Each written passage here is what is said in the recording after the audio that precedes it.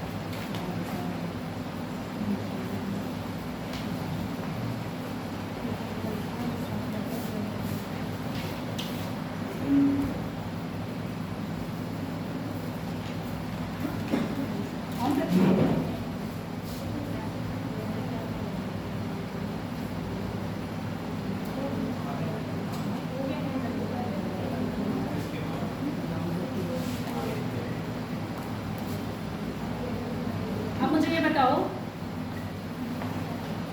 आज मैं प्रांजल के घर जाना चाहती हूँ, ले चलोगे? अच्छा, मैं तुम्हारे साथ नहीं जाऊँगी, तुम मुझे कैसे आना है तुम्हारे घर? अब बताओ कैसे आऊँगी? पर मैं तुम्हारे साथ में जाऊँगी। लोकेशन, तो लोकेशन कैसे दोगे मुझे? व्हाट्सएप पे भेजोगे? आजकल थोड़ा सा टेक्नोलॉजी वाला ज़माना आ गया है कि आपने अपनी लोकेशन व्हाट्सएप पर शेयर कर दी और बंदा आपके घर पहुंच गया। टेक्नोलॉजी नहीं थी तब कैसे पहुंचते थे? हैं? पता, पता कौन सा पता? अपने आसपास के प्रसिद्ध स्थल या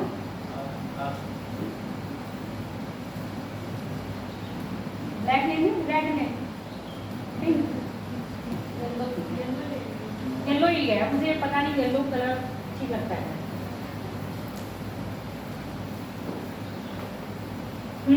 बताते जाओ, मैं सुन रही हूँ, कान खुले हैं मेरे। पता कैसे बताओगे? पता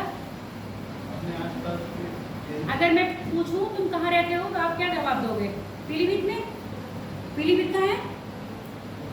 उत्तर प्रदेश में। उत्तर प्रदेश कहाँ है? भारत में। भारत कहाँ है? एशिया कहाँ है? दुनिया में, यानी कि पृथ्वी पर, ग्लोब पर, है ना। अब ग्लोब पर इंडिया की अगर बात करनी हो स्थिति तो कैसे बताओगे? लैटिट्यूड और लॉन्गिट्यूड। लैटिट्यूड और लॉन्गिट्यूड। लैटिट्यूड और लॉन्गिट्यूड यानी कि अक्षांश और देशांतर क्या है? काल्पनिक रेखाएं हैं। वो काल्पनिक रेखाएं जो पृथ्वी पे क्या करती हैं? किसी भी देश की स्थिति या किसी भी जिले की स्थिति, देश तो बहुत बड़ा हो गया, सबसे छोटा देश जिला, और जिले से छोटा कर लोगे गांव और ब्लॉक भी, उनकी भी स्थिति आपको किसको बता देगी? लॉन्गिट्यूड और लैटिट्यूड। नाम से पता है लॉन्ग, लॉन्ग मतलब जो लंबा, तो जो लंबा है वो आपकी लॉन्गिट्यूड, हिंदी में कहेंगे उसको देशांतर, और जो लेटा हुआ है लैटिट्यूड, वो क्या है आपका?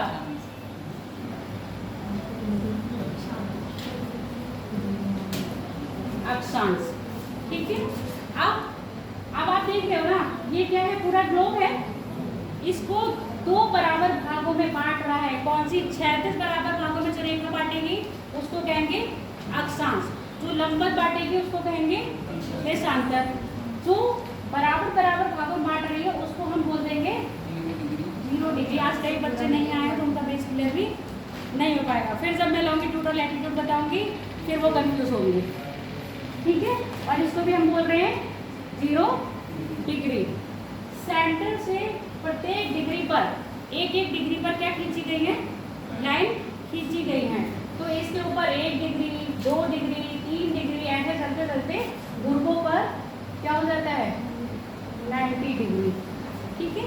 अब क्योंकि ये उत्तर में है, लिखा है नॉर्थ पोल यानी कि उत्तर दिशा, साउथ पोल यानी कि साउथ, और इधर ईस्ट और इधर वेस्ट है। समझ में आ गया। ईस्ट और वेस्ट को आपने बताया, उत्तर और दक्षिण को बांटने वाली कौन सी रेखा है आपकी, अक्षांश रेखा, यानी कि जिसको हम कह रहे हैं इक्वेटर। और पूरब और पश्चिम को बांटने वाली रेखा कौन सी है, देशांतर रेखा, जिसको हम कह रहे हैं 0 डिग्री देशांतर, ठीक है। इसका नाम तो हमने क्या कर रखा है, इक्वेटर बोल रखा है, पर इसको हम क्या कह रहे हैं 0 डिग्री देशांतर। क्या इसको और किसी नाम से भी जानते हैं, GMT रेखा, है ना।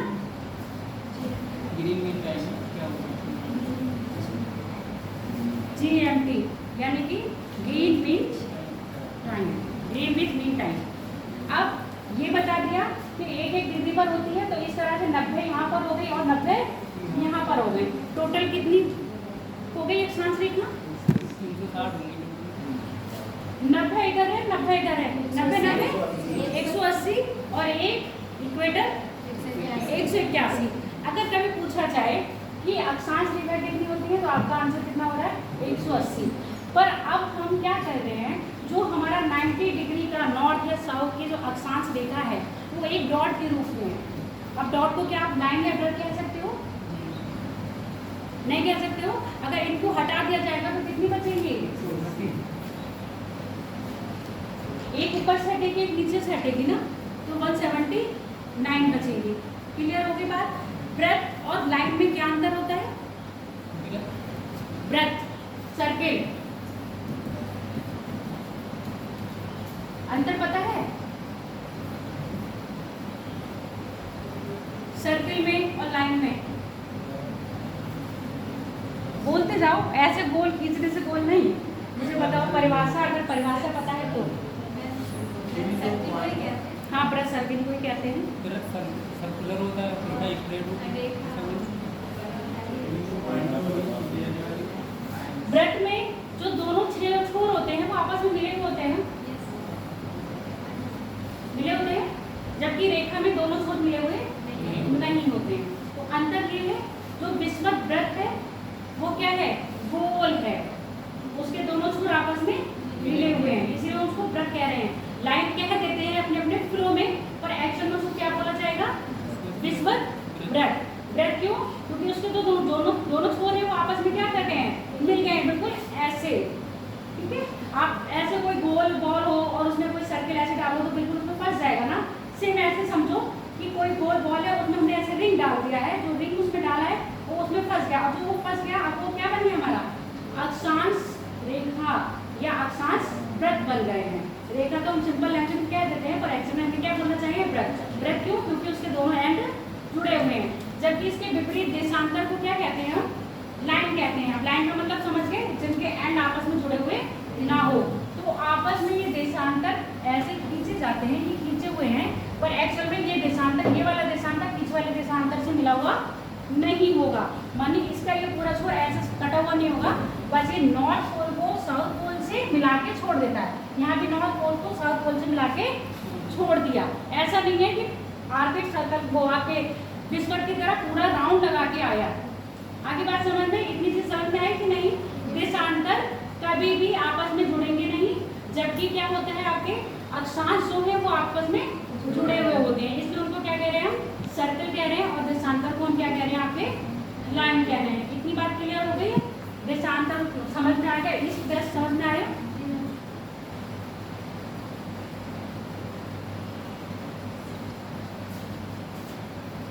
कैसे जाओगे तुम नीचे, ये नीचे करना है और उसके अंदर करना है मैम, एरो पे।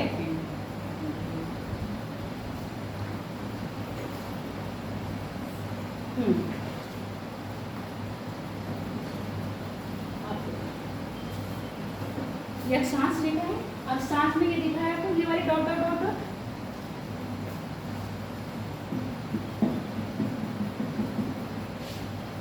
ये जो डॉट डॉट डॉट दिख रही है इसको क्या कह रहे हैं? Tropic of cancer. और नीचे ये डॉट डॉट डॉट डॉट दिख रही है इसको आप कह रहे हैं ट्रॉपिक ऑफ कैप्रिकॉर्न। इसको अगर बोलेंगे तो 23.5 डिग्री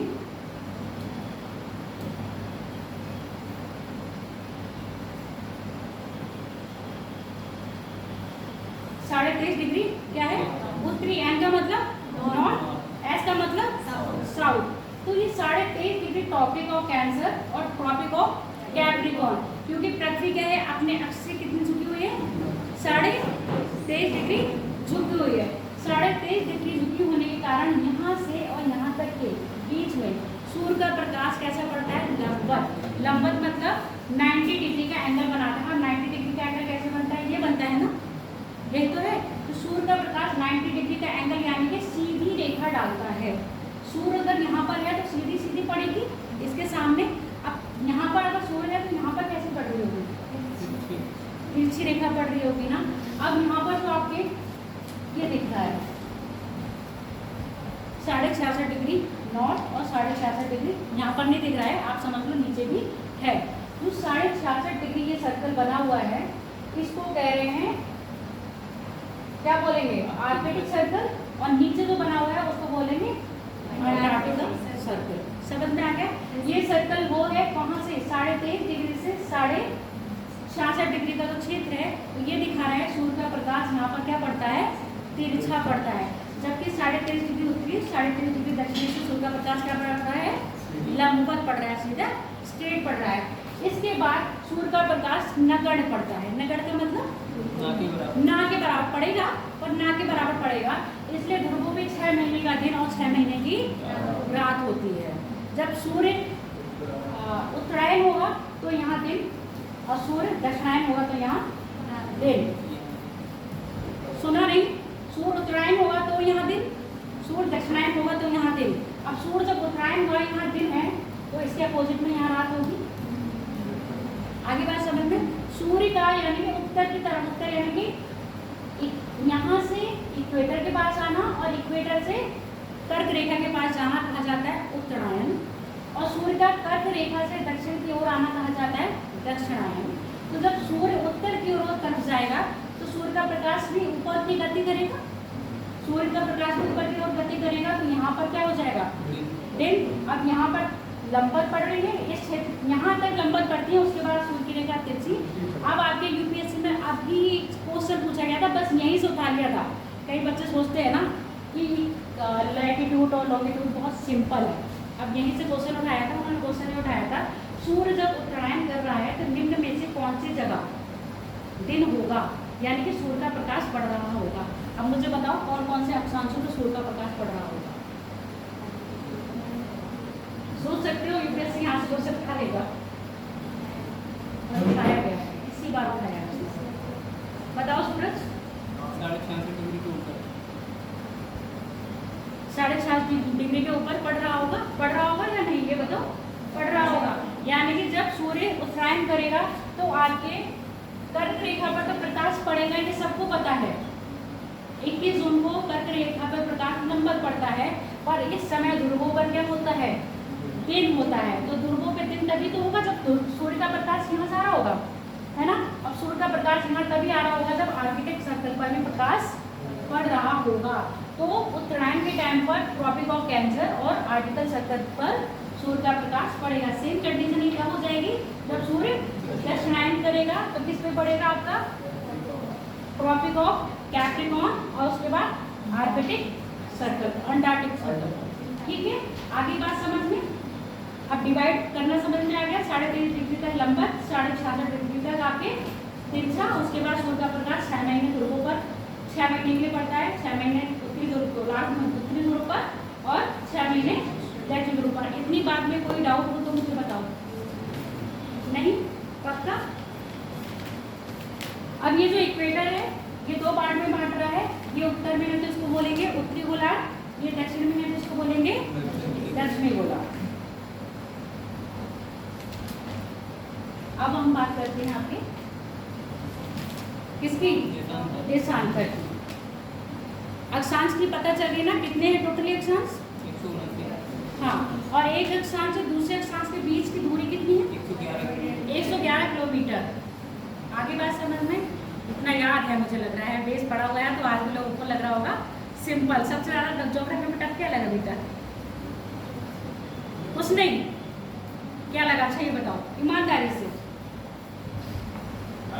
जो समझ में आ जाए वो सरल है और जो ना समझ पाओ वो कठिन। वो जिंदगी बहुत कठिन रहता है ना, तो वही चीज़ें जो समझ में नहीं आए वही कठिन है, तो कठिन वही चीज़ बता दो जो मुझे समझ में आ जाएगा, नहीं आएगा।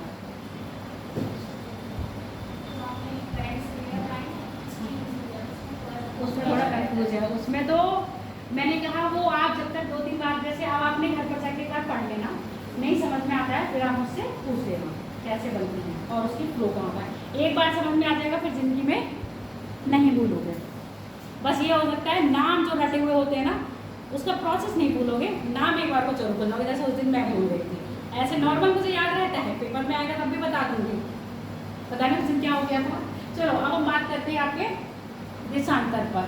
ये जो 0 डिग्री देशांतर है इसको क्या कह रहे हैं? ग्रीनविच मेडिटेरियन लाइन या मीन टाइम। ये क्या कर रहा है? पूरी पृथ्वी को 2 बराबर बराबर लंबवत बांट रहा है। वो 36 बांट रहा था, ये क्या बांट रहा है? लंबवत। अब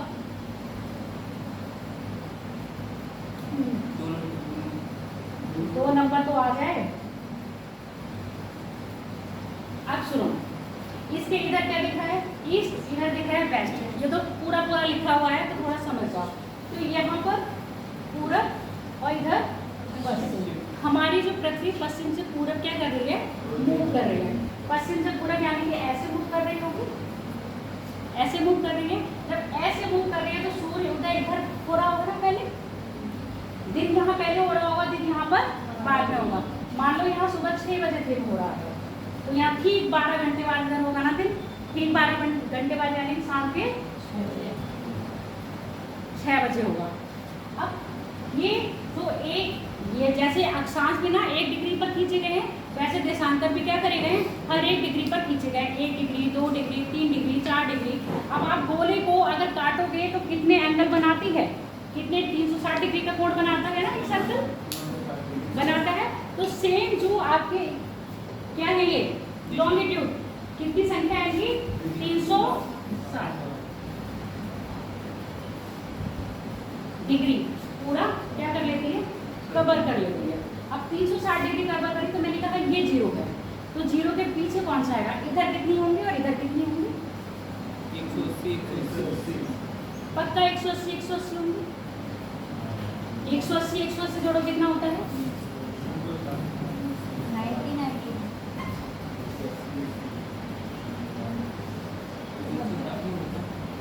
है 360 हो गया। अब 0 डिग्री के इधर कितने होंगे? 0 डिग्री के इधर कितनी होंगी? 90 है। 0 डिग्री के पूरब में कितनी जाएंगी और 0 डिग्री के पश्चिम में कितनी जाएंगी? 180 इसमें आपने 0 डिग्री में ये दिया ना, 0 डिग्री को छोड़ के 179 और 180 है ना, यही तो जाएगा ना 179 180।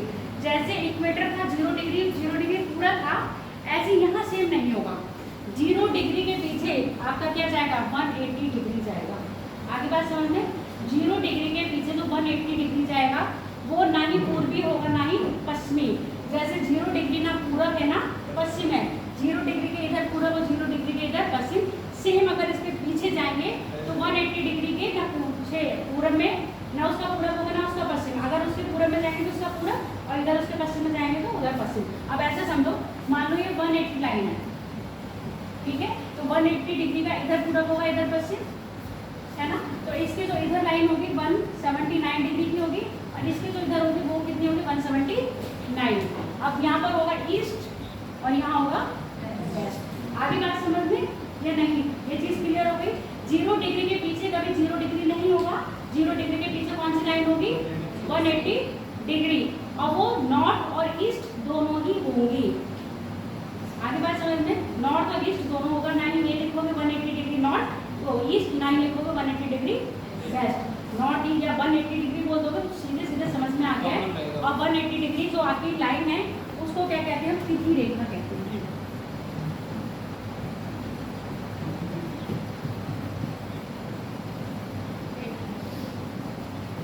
Date line. ये तिरछी क्यों है रेखा? कौन सी? ये अभी हम ये भी बताएंगे, धीरे धीरे हम सब लिखवाएंगे। चिंता क्यों कर रहे हो सूरज? अब क्योंकि पृथ्वी हमारी मूव कर रही है पश्चिम से पूरब, इधर सूरज दिन पहले इधर दिन बाद, तो कंफ्यूज हो जाओगे। अब पृथ्वी 1 डिग्री, यानी कि ये 1 डिग्री वाला देशांतर है, ये 2 डिग्री वाला है, ये 3 डिग्री वाला है, ये 4 डिग्री वाला है।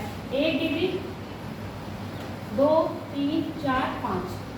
पहले ये 5 डिग्री का प्रकाश पड़ेगा, फिर 4 डिग्री पे पड़ेगा, फिर 3 पे पड़ेगा, फिर ये 1 डिग्री से 2 डिग्री, यानी कि 5 डिग्री से 4 डिग्री आने में सूर्य के प्रकाश को जो टाइम लगता है वो 4 मिनट का लगता है। ठीक है, 4 मिनट का लगता है। इस हिसाब से 15 डिग्री देशांतर को पार करने में 4 मिनट ले रही है, तो कितना टाइम लग रहा है? 1 घंटा। पूरा 60 मिनट ले रही है, तो 60 मिनट यानी कि 1 घंटा। इन 15 डिग्री को, हर 15-15 डिग्री को बांट रखा है 1-1 घंटे में। अगर हर 15-15 डिग्री को बांट देंगे 1-1 घंटे में, तो 15 × 24 करोगे, क्योंकि हमारे यहाँ पूरा दिन कितने का होता है? 24 घंटे का। 15 × 24 करोगे तो कितना बन रहा है? 360 है। आगे बात समझ में? तो 15 × 60, तो 15 डिग्री को हमने 1 घंटा मान लिया। अगर आपसे पूछा जाएगा पृथ्वी 1 घंटे में कितने देशांतर को पार करती है, तो आपका आंसर होगा 15 देशांतरों को पार कर जाती है। हर देश के अपने अपने क्या होते हैं? टाइम भी वो होते हैं। अब आपने भी सुना होगा ना, हमारा जो भारत है बहुत बड़ा है, नहीं बताते नहीं। ये भारत का पूर्वी दिशा से चले गए नहीं, दूसरा कैसे है नहीं, ये देखो, ये भारत का पूर्वी और ये भारत का पश्चिमी। सूर्य उदय यहाँ पहले होगा, सूर्य उदय यहाँ बाद में होगा।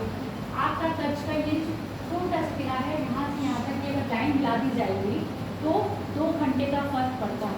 अब 2 घंटे पहले आप यहाँ पर कोई दिक्कत नहीं होगी भाई। अरुणाचल प्रदेश दिल्ली में बैठा हुआ आदमी यहाँ पर 6 बजे उसको फ़ोन कर रहा है, यहाँ वाला आदमी 6 बजे फ़ोन कर रहा है इसको अगर हम दिल्ली के टाइम से ले रहे हैं, यहाँ उस समय कितना बज रहा होगा?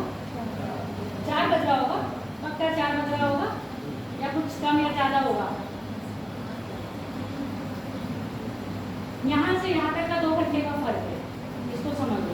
अब यहाँ पर अगर 4 बज रहा है, गुजरात में कोई बैठा है तो यहाँ 6 बज रहा है, ठीक है। वो कह रहा होगा भैया मेरे यहाँ तो 6 बज रहा है, वो कह रहा है 6 कहाँ बज रहे हैं? 4 बज रहे हैं। आगे बात समझ रहे हैं? वो कह रहा है 6 कहाँ बज रहे हैं? 4 बज रहे हैं। फिर मेरे यहाँ सुबह 4 बजे हो जाता है, वो कहते हैं अरे नहीं 4 बजे सुबह नहीं होती है, सुबह तो कितने बजे हो रही है? 6 बजे सो रहा है। भैया आप झूठ बोल रहे हो, ऑफिस के टाइम में दिक्कत हो जाती।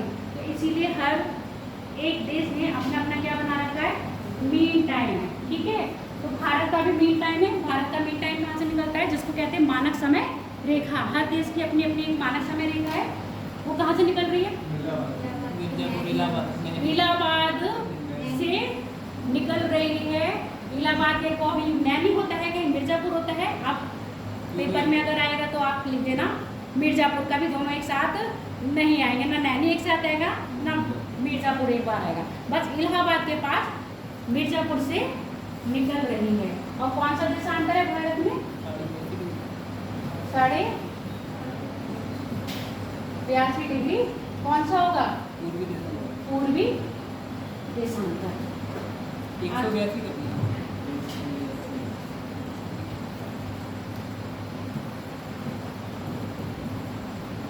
ठीक है, 82.5 डिग्री पूर्वी देशांतर। ये क्या है? भारत की मानक रेखा है। कई देश होते हैं अपनी मानक रेखा क्या बनाते हैं? बहुत ज़्यादा बना लेते हैं, 5 होंगी 6 होंगी। जो आपका क्या है? रसिया है, रसिया की 11 मानक रेखा है। उसने हर 1 घंटे में, मैंने क्या बताया, हर 1 घंटा पृथ्वी 1 घंटा 15 डिग्री पार करते तो 1 घंटा लेती है। कई देशों ने अपनी मानक रेखा हर 1 घंटे में बना रखी है। 15 डिग्री जैसे पार करेगा, दूसरा क्या हो गया? उसका शहर आ गया तो उसका टाइम अलग होगा। तो हर 15 डिग्री के बाद उसने अपना टाइम बना रखा है। ऐसे कई देशों ने टाइम जोन कर रखे हैं। अमेरिका है, कनाडा है, इन लोग यहाँ टाइम जोन चलते हैं 6-6। आपका फ्रांस हो गया, उसके यहाँ पे 5 चलते हैं। और सबसे ज़्यादा चल रहे हैं आपके रसिया 11। समझ में आ गए? तो भारत ने सिर्फ अपना एक ही टाइम जोन बना रखा है, डिग्री और टाइम जोन की। वो जो भी देशांतर, जितने भी देशांतर से कोई देश गुजर रहा है उसका बीच का ही ले लेते हैं। और ग्रीनविच से अगर लोगे तो हर देश के देशांतर में, यानी कि हर देश के मानक टाइम में आधे घंटे का फर्क रहता है। भारत का जो टाइम है ग्रीनविच के टाइम से कितना आगे चलता है? 5 घंटे 30 मिनट आगे चले गए पीछे, आगे चलिए। क्यों? क्योंकि पूरब में टाइम करोगे तो प्लस, पश्चिम में टाइम करोगे तो माइनस। आगे बात समझ में? पूरब में ग्रीन बीच से मिलाओगे तो प्लस कर दोगे, यानी कि अगर यहाँ पर 12 बज रहा है तो 12 में कितने घंटे? 5.5 घंटे प्लस करोगे तो कितना हो जाएगा आपका? 5.5। और इधर अगर 10 घंटे माइनस करने होंगे तो कितना कितना बज रहा होगा?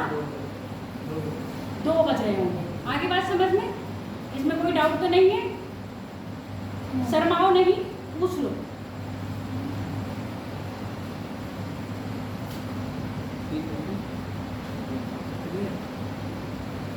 सबको क्लियर है? टाइम आगे पीछे क्यों हो रहा है? बोलो जल्दी। नहीं समझ आया कुछ? बताओ क्या समझ नहीं आया?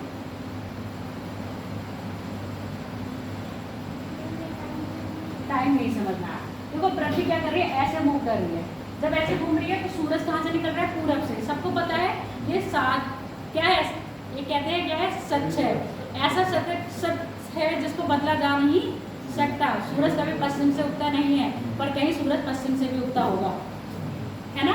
यहाँ नहीं उगता पर कहीं तो उगता होगा पश्चिम से। कहाँ उगता है? ऐसा कौन सा ग्रह है?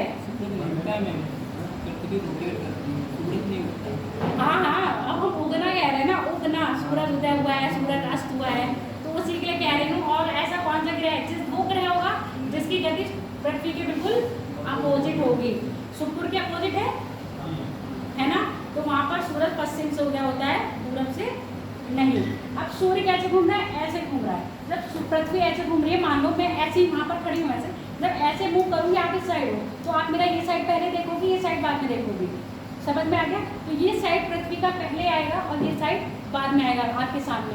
जब मैं ऐसे मूव कर रही हूँ तो सेम पृथ्वी है, जब ऐसे मूव कर रही है तो ये चीज़ पहले आ रही है। ये इसको हमने सिर्फ टाइम से बताया गया है। यहाँ से यहाँ तक आने में पृथ्वी के प्रकाश, सूर्य के प्रकाश को जो टाइम लगता है, यानी कि जो मूव करता है, वो लेता है 4 मिनट 1 डिग्री पार करने में। अब 1 को पार करने में वो 4 मिनट ले रहा है, 2 को पार करने में कितना लेगा? 8 मिनट लेगा। ऐसे 15 को पार करने में कितना ले रहा है? 15 चौको 7, 60 ले रहा है। अब 60 घड़ी में देखो, 60 मिनट होने पर कितना बन जाता है हमारा? 1 घंटा बन जाता है। तो 1 डिग्री से 15 डिग्री तक जाने में, या यूँ कह लो 0 डिग्री से 15 डिग्री तक आने में कितना टाइम ले रहा है? 1 घंटा ले रहा है। पूरा 60 मिनट ले रहा है। अब मैं यहाँ बैठी हूँ, आप किसी और देश में हो, नॉर्मल है। अभी आप लोगों ने ये चीज़ें नहीं देखी हैं तो समझ में नहीं आएगा। अगर हमारे यहाँ जो सूर्य अस्त होता है लगभग 7 बजे, है ना? 7 बजे के आसपास अंधेरा होना शुरू हो जाता है। यही आप गुजराती कहाँ चले जाओ, कच्छ की तरफ चले जाओगे तो सूर्य 8 बजे तक अस्त होता है। कितना? यहाँ से पूरा 1 घंटा लेट हो जाता है। और अरुणाचल प्रदेश के कंपेयर में हम लोग देखेंगे तो हमसे 1 घंटा पहले वहाँ पर सूर्य अस्त हो जाता है। मान लो अगर वहाँ सूर्य 4 बजे उग रहा है तो 4-5 बजे अस्त हो जाएगा। वहाँ 4-5 बजे रातें शुरू हो जाती है। दिन जल्दी होते हैं और रातें भी जल्दी। और हमारे यहाँ दिन लेट से होता है और रातें लेट से। अब जिनको सोना बहुत पसंद होगा ना, वो तो ये कहेंगे कि हमको कहाँ चले जाना चाहिए? गुजरात। क्यों? वहाँ पर लेट से दिन स्टार्ट होता है। और जो जल्दी उठते होंगे वो कहेंगे हमको कहाँ चले जाना चाहिए? अरुणाचल प्रदेश। क्यों? वहाँ पर दिन जल्दी स्टार्ट होता है। आगे बात समझ में? ऐसे ही जब ये ऐसे चल रहा है तो टाइम मैनेजमेंट हम यहाँ से कर रहे हैं। अब यहाँ पर 0 यहाँ से 1 हमने घर से स्टार्ट करा है। अब जैसे हम पूरब में आएंगे क्या होता जाएगा? गिनतियाँ बढ़ती जाएंगी। जैसे हम इधर पश्चिम में जाएंगे गिनतियाँ होती जाएंगी, बढ़ती जाएंगी। तो अब जो हमारी पृथ्वी है,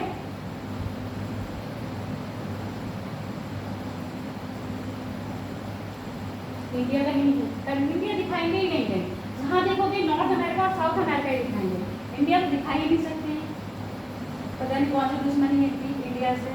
देखो है क्या हो गया? बहुत छोटा देश नहीं है, 7वें स्थान पर आता है इंडिया। फर्स्ट नंबर पर पॉपुलेशन में आ रहा है और किसी काम में नहीं आ रहा है। चलो यही लगा।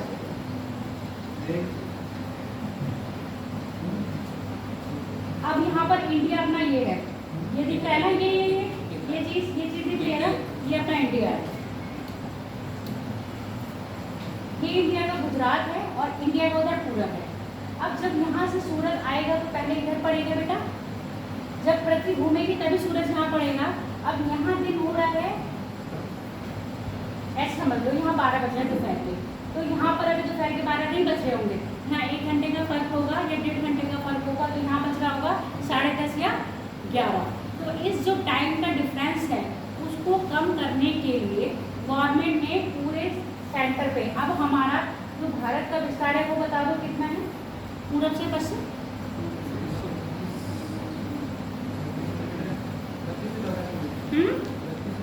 विस्तार अक्षांश ही बताना है, वो देशांतर ही बताना है, अक्षांश में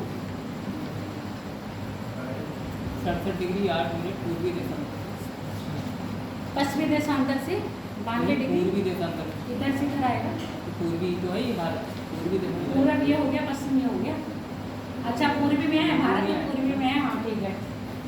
क्या है 68 डिग्री 8 मिनट है शायद, 7 मिनट, 8 है 7 ऐसी है, 97 डिग्री 25 मिनट, 97 डिग्री 25 मिनट। ये क्या है भारत का पूरा विस्तार है, और दोनों ही पूर्वी हैं। क्यों? भारत की अवस्थिति क्या है पूर्वी गोलार्ध, देशांतर के पूरब में, तो पूर्वी और इक्वेटर के उत्तर में, तो भारत की स्थिति हो गई पूरे गोलार्ध में, पूर्वी और उत्तरी गोलार्ध में। पूर्वी और उत्तरी गोलार्ध में भारत की अवस्थिति है। देशांतरों को हम पूर्वी और पश्चिम में बांटते हैं, क्योंकि भारत पूरी तरह कहाँ पर है पूरब में है, इसलिए हमने देशांतरों को किस में कर दिया है पूर्वी में। अब देशांतर ये पूरा हो गया। आप देखोगे लगभग 30 लाइन आ रही होगी, काउंट करोगे तो लगभग 30 आती है, ठीक है 30 आती है। 30 का जब हम आधा करेंगे तो एक लाइन ऐसी होगी जहाँ पर हमारा टाइम जोन जा रहा है, जो हमारी है 82.5 डिग्री पूर्वी देशांतर, जिसको हम कह रहे हैं मानक समय रेखा।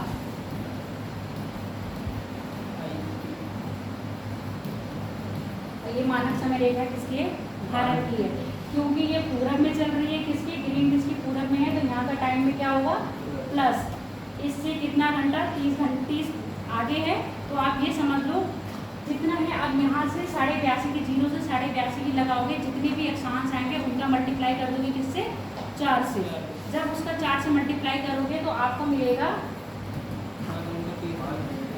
5 घंटा प्लस मिलेगा। किससे?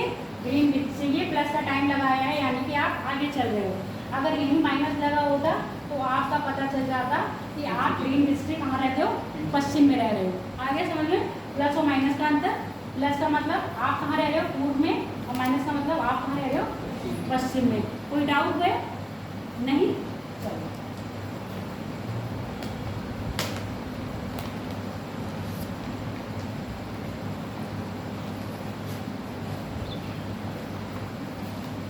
इसके बाद हम करते हैं 180 डिग्री देशांतर।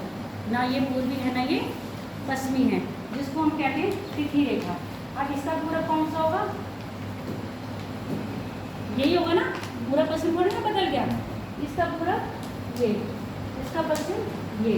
पूरब में जाओगे तो टाइम बढ़ेगा, है ना, और पश्चिम में जाओगे तो टाइम घटेगा। सेम यही है, पूरब में आओगे तो एक दिन प्लस हो जाएगा, और पश्चिम में जाओगे तो एक दिन माइनस हो जाएगा। अगर यहाँ क्या है रविवार, तो यहाँ क्या होगा? क्या होगा? शनिवार या सोमवार, क्योंकि रविवार के बाद सोमवार आता है ना, और शनिवार के बाद रविवार आता है। अगर कई बार पूछा जाता है कि एक नाव यात्री क्या कर रहा है? शनिवार को यात्रा करके 180 डिग्री देशांतर को पार करते हुए पूरब की ओर जाता है, तो आप ये बताइए वो कौन से दिन में पहुँच गया है? रविवार को यात्रा करी है उसने पूर्वी तरफ, तो कहाँ पहुँच जाएगा वो? सोमवार में आ जाएगा। आगे बात समझ में? तो यहाँ पर सोमवार हो जाएगा। अब सूरज का सवाल था कि मैम ये सीधी क्यों नहीं है? बाकी सारे देशांतर सीधे हैं, ये देशांतर टेढ़े मेढ़ा क्यों है? इसका रीज़न ये है, कई बार देशांतर क्या हो गए हैं? देशांतर देशों को काट रहे हैं ना। अब आधा देश इधर हो गया और आधा देश इधर हो गया। जैसे अपना 180 डिग्री देशांतर है, पूरा वो पश्चिम आ रहा है। ऐसे सेम देश की कुछ देश ऐसे हैं, जैसे आपका अमेरिका, अलास्का भी हो जाएगा। यहाँ पर ओशियानी देश जितने हैं वो, यहाँ पे अल्पेशियन देश है वो, द्वीप समूह है। ये क्या है?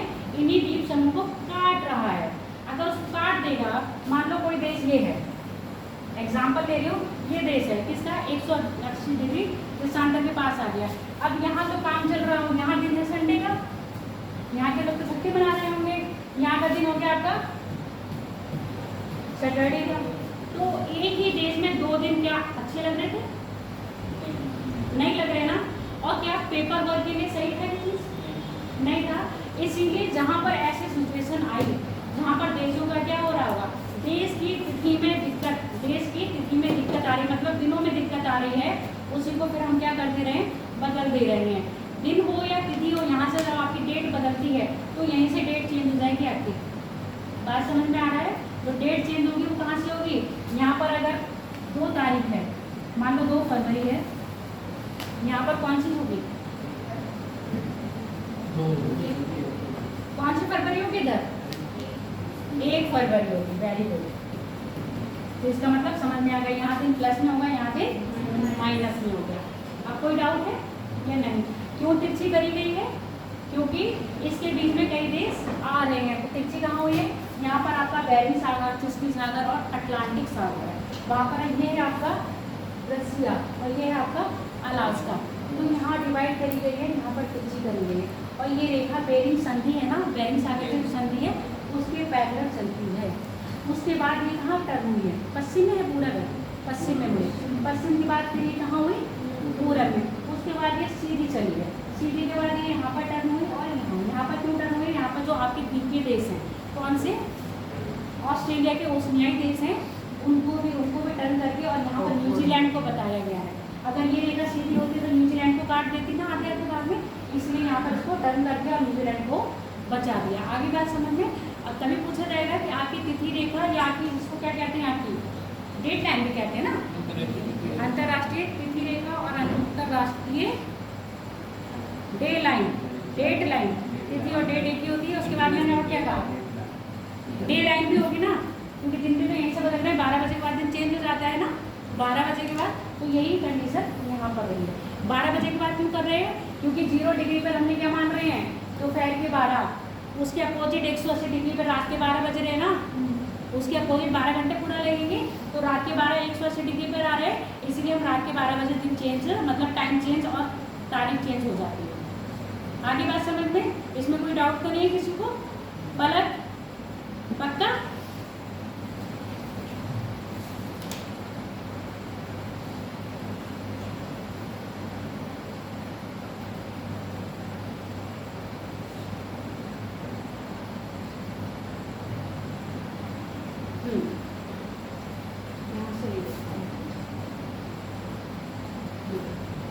ये आपका 0 डिग्री देशांतर है, जो ये लाल है, ये आपका इक्वेटर है।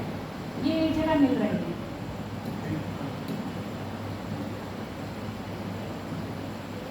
मिल रहा है ना, 0 डिग्री देशांतर और 0 डिग्री अक्षांश। जिस जगह ये मिलते हैं वो पूछा जाता है कहाँ मिलते हैं, कहाँ मिलते हैं? 0 डिग्री देशांतर और 0 डिग्री 0 डिग्री, हाँ, गिनी की खाड़ी।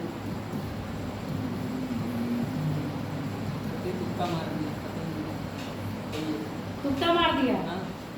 ये गिनी की खाड़ी पर है, मैप देखिए, यहाँ गिनी है और ये गिनी की खाड़ी है। नॉर्मल पूछा जाता है कितने देशों से होकर गुजरती है, कितने देशों से होकर नहीं गुजरती, मतलब यहाँ देखिए पूछा जाता है निम्न में से किन देशों से आर्कटिक सर्कल होकर गुजरता है? पूरब से पश्चिम लगाइए या पश्चिम से पूरब लगाइए। अब दिशा पता होनी चाहिए, साथ में आपको इसमें देश पता होना चाहिए। कनाडा से होकर गुजरती है, ये पूरा कनाडा का आइलैंड है जिसको कहते हैं एलिजाबेथ आइलैंड।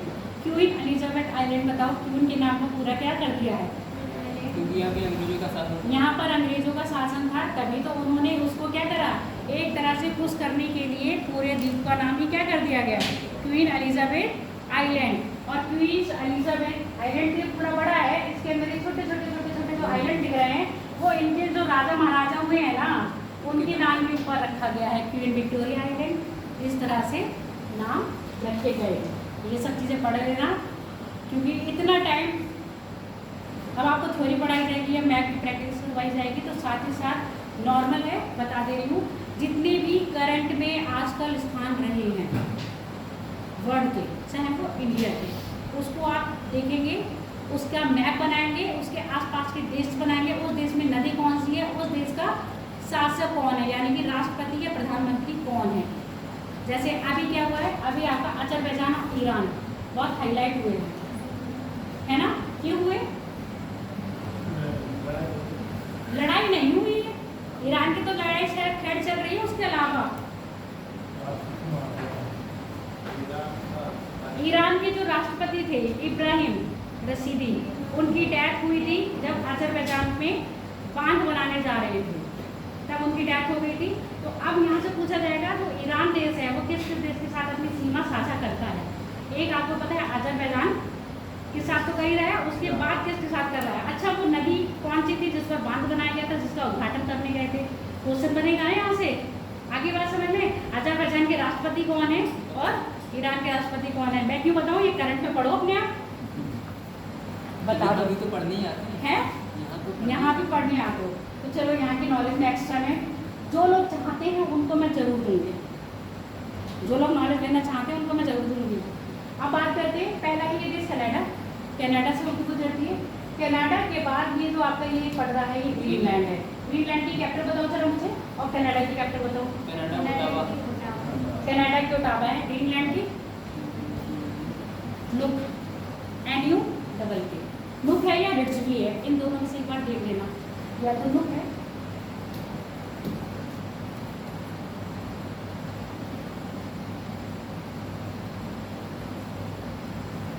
करंट से कनेक्ट करके पढ़ाओगे तो ज़्यादा ही अच्छा लगेगा। तो पता चलेगा, सूरज पूरी क्लास हो जाएगी। या तो नुक है NOOK, या तो रिचविंग करके कुछ है। और मेरे सामने नॉर्मल क्या होता है, जब नाम सामने होता है ना, फट से मेरा लग जाता है।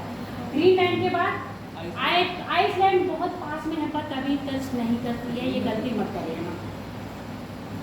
आइसलैंड पास में तो बहुत है पर ये टच नहीं कर रही है, इसके उधर से होकर निकल जा रही है। उसके बाद नॉर्वे, स्वीडन और फिनलैंड, और साथ ही साथ रसिया होके निकलती हुए कितने देश हो गए, Canada, Greenland, Norway, Sweden, Finland और रसिया से होकर गुजरता है कौन सा आपका आर्कटिक सर्कल। अगर हम इक्वेटर की बात करें तो इक्वेटर आपका मैक्सिको से होकर निकल रहा है। मैक्सिको के साथ जो आपके ये क्यूबा द्वीप समूह है, क्यूबा द्वीप समूह है, यहाँ से होकर गुजर रहा है।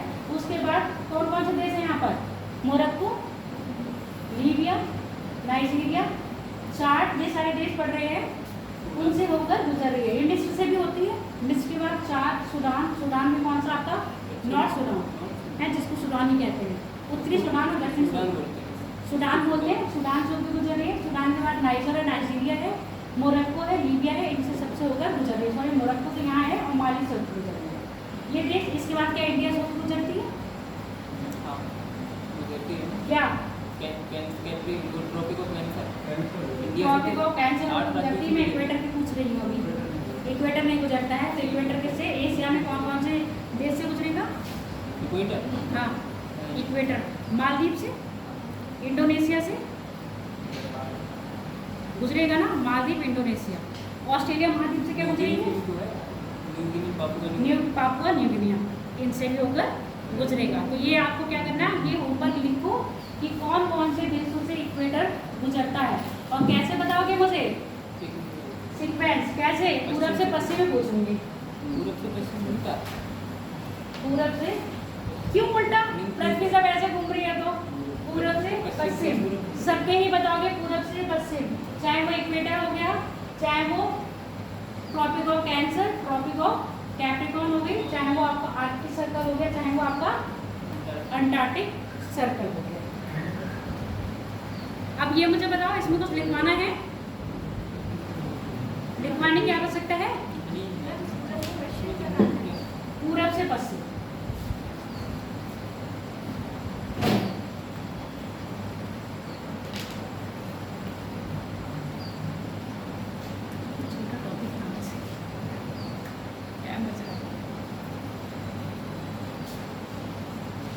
हो गया कंप्लीट। अब इसमें बताओ कोई डाउट है तो।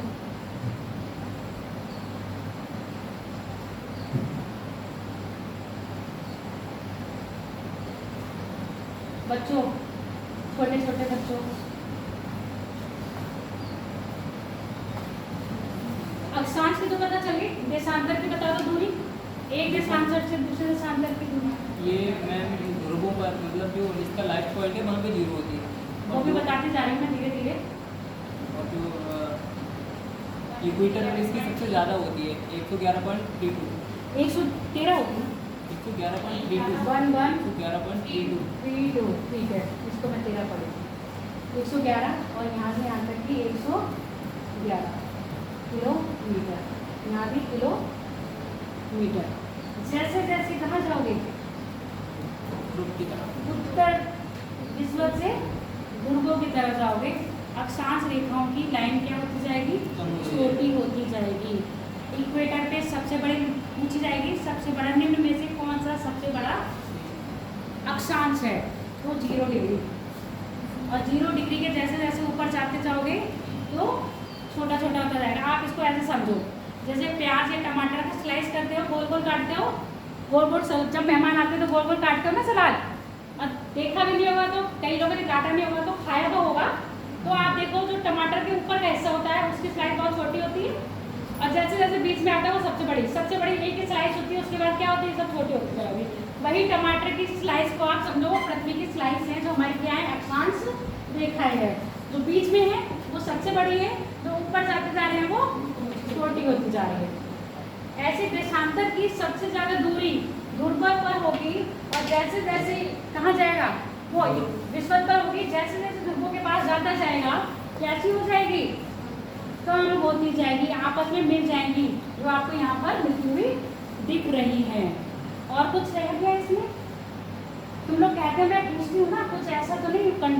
मुझे कल मैं सोच रही थी कि मेरे साथ ऐसा क्यों होता है कि जब मैं बोर्ड पे करती हूँ कभी जूम एकदम हो जाता है। अब मुझे पता चल गया, जो वायुमंडल में जो पार्टिकल्स होते हैं धूल के कण, वो जब इसको टच करते हैं तो इसमें क्या होता है, एक्टिव। अब मान लो धूल का कण मैंने टच करा और उसी के साथ धूल का कण में टच हुआ, तो ये क्या हो जाएगा, जूम इन और जूम आउट। इतना मैं सोच रही थी ऐसा मेरे साथ क्यों, अब मुझे पता चला मेरे साथ ऐसा क्यों। क्लियर हो गया बेटा? कोई रह गया हो अभी कुछ ऐसी चीज जो समझ ना आ रही हो तो पूछो। हाँ, मेरा डाउट ये है सिर्फ मुझे मैथड नहीं आता बिल्कुल। आपने जितना बताया उतना क्लियर है। इतना क्लियर। आप जो बता रहे हैं रशिया, लेकिन मुझे बिल्कुल पता नहीं है, आइडिया नहीं है कहाँ पर रशिया है, कहाँ पर इंडोनेशिया है। एटलस, एक एटलस लेना है आपको। एटलस के साथ साथ देखो नॉर्मल क्या है, जैसे उस दिन मैंने धाराएं बताई थी आप लोगों को, जलधारा बताई थी, बैठ जाओ, जलधारा बताई थी, तो मैं साथ ही साथ कुछ कुछ देश बताती गई थी, और देश के साथ जो अंतरिम है वो बताती गई थी, उसके साथ जो छोटे छोटे सागर है वो चीज़ें बताती गई थी। तो ये जब आप जैसे धारा पढ़ोगे तब समझ में आ जाएगा, या ऐसा महाद्वीप पढ़ोगे, महाद्वीप के तट के लगने वाले देश हैं वो पढ़ोगे तो आपको याद हो जाएगा।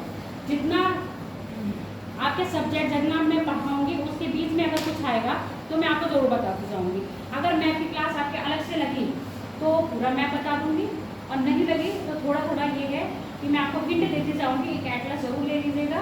जैसे मैं आपको वर्क दी हूँ ना, आज वर्क दी हूँ ना कि आपका जो आर्कटिक सर्कल है या जो इक्वेटर है वो कैसे गुजर रहे हैं, तो ये देश आपको धीरे धीरे याद हो जाएंगे सीक्वेंस में। पेपर में देशों से पूछा जाता है कि कौन सा देश निम्न में से, कल मैंने आपको जलधारा और उसकी अवस्थिति दिखाई थी ना, तो ऐसे पर्वत और उसकी अवस्थिति पूछी जाती है। पूछा जाता है एटलस पर्वत कहाँ पर है, बताओ मुझे पहले। एटलस और प्रकार क्या है, वो एक बलित पर्वत है या अवशिष्ट पर्वत है? अफ्रीका महाद्वीप देश बता दो कितने देशों में विस्तृत है उसका।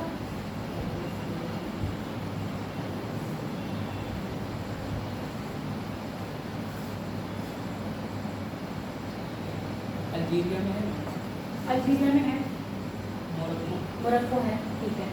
तो यानी कि अफ्रीका की कौन सी साइड में है?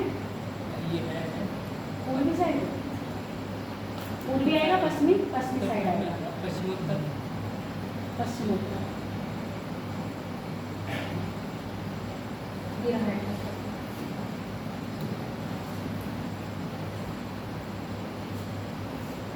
देशांतर लगभग खत्म हो गया ना, समझ में आ गया? इसमें और तो कोई डाउट नहीं है। अक्षांश, देशांतर और टाइमलाइन में अगर कोई डाउट हो तो पूछो, नहीं तो फिर अभी थोड़ा सा ये बता देती हूँ।